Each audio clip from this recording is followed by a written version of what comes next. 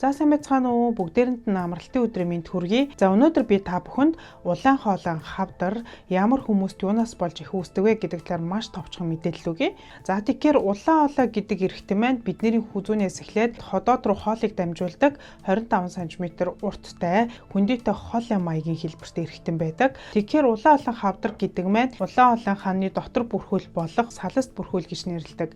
За энэ бүрхүүлээс үүсэн хавдрыг бид нар улаан хоолой хорт хавдар гэж нэрлэдэг байгаа. За тэгэхээр улаан хоолой хорт хавдар маань ямар хүмүүст юунаас болж их үүсдэг вэ гэхээр нэгдүгээрт тамхи татдаг хүмүүст, хоёрдугаарт архиудаг хүмүүст, за архи тамхи хоёрыг хамтдаа хэрэглэдэг хүмүүс байх юм бол мэдээж хавдраар өвдөх эрсдэл маань нэмэгдэнэ гэсэн үг шүү дээ. За гуравдугаарт хоолыг халуун иддэг туршилттай хүмүүс, өөрөөр хэлбэл маш олон жилийн турш хоолыг халуунаар нийтээ сурчсан ийм туршилттай хүмүүс байдаг. За дөрөвдүгээрт удамшлын түүх, өөрөөр хэлбэл танай гэр бүл удамд улаан хоолой хавдраар хэн нэгэн өвдөжсэн түүх байх юм бол эрсдэл нэмэгдэнэ гэсэн үг байна. За 5 дугаарт улаан хоолой сөөргөөтэй хэрнээ энэ сөөргөө гэмчлэхгүй маш олон жилийн турш тоохгүй яваад байгаа хүмүүс байдаг. За эдгээр хүмүүс ерөнхийдөө улаан хоолой хавдраар өвдөх эрсдэлтэй хүмүүс гэсэн үг. Улаан хоолой сөөргөө гэдэг маань юу гэсэн үг вэ гэхээр ходоодны хүчил маань маш олон жил дээшээ улаан хоолой руугаа сөрөөд улаан хоолой хааныг гэмтээж эхэлдэг.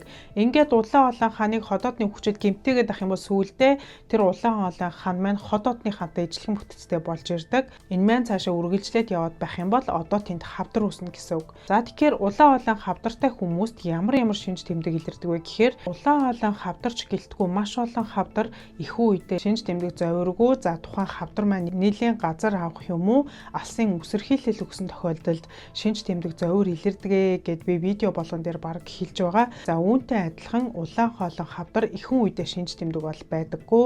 За тэгэхээр улаан хоолой хүндий дүүсэн хавдар маань нэлээд томроод улаан хоолой хан буюу улаан хоолой хүндийг нарийсгаад ирнэ гэсэн үг.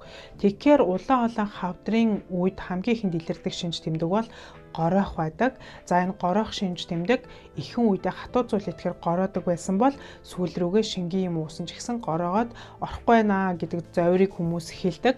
За хоёрдугаарт юм идэхээр цээжээр өвдөд байна гэдэг зовирыг бас хүмүүс хэлдэг. За гуравдугаарт ханиалгах шинж тэмдэг илэрч болно. Улаан хоолой хавдар маань хэмжээгээрээ томроод улаан хоолойн дотор хүндийний зай багаснаас болоод бидний идж байгаа хоол доошо ходоод руу орж чадахгүй буцаад дээшээ сөрснөөс болоод бид нар ханиаж болдог. За мөн улаан хоолой хавдар маань уушиг руугаа үсэрхийлсэн тохиолдолд бас ханиалгадаг. За улаан хоолой хавдрын үед илэрдэг дөрөвдөг шинж тэмдэг бол хоолоо сөөдөг. За улаан хоолой хажуугаар дууны хөвчний мэдрэлүүд явж өнгөрдөг. Тэгэхээр улаан хоолой хавдар маань үсэрхийлээ томроод ирэхээр энэ мэдрэлийг нөлөөлж мэдрэлийг дарснаас болоод бидний хоолой сөөж болдог байна. За тэгэхээр эцэст нь улаан хоолой хавдрыг яаж илрүүлэх вэ? Бид нар хавдартай гэдгээ яаж мэдэх вэ гэд асуугаад байдаг.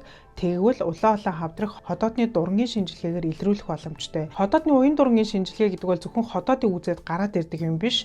Тэр уян дуран гэдэг маань амаар ороод бидний улаан хоолойгоор дамжаад ходоодыг үздэг учраас улаан хоолойг бид нар уян дургийн шинжилгээгээр үзэх боломжтой гэсэн үг байна. За тэгэхээр ямар хүмүүс тодорхой давтамжтайгаар уян дургийн шинжилгээнд хамрагдах шаардлагатай вэ гэхээр нэгдүгээрт 10-аас дээш жил архи тамхи хэрэглэсэн хүмүүс, за хоёрдугаарт гэр бүл удамд нь улаан хоолой хавдраар өвдөжсэн түүхтэй, гуравдугаарт 60-аас дээш насны эрэгтэй хүмүүс.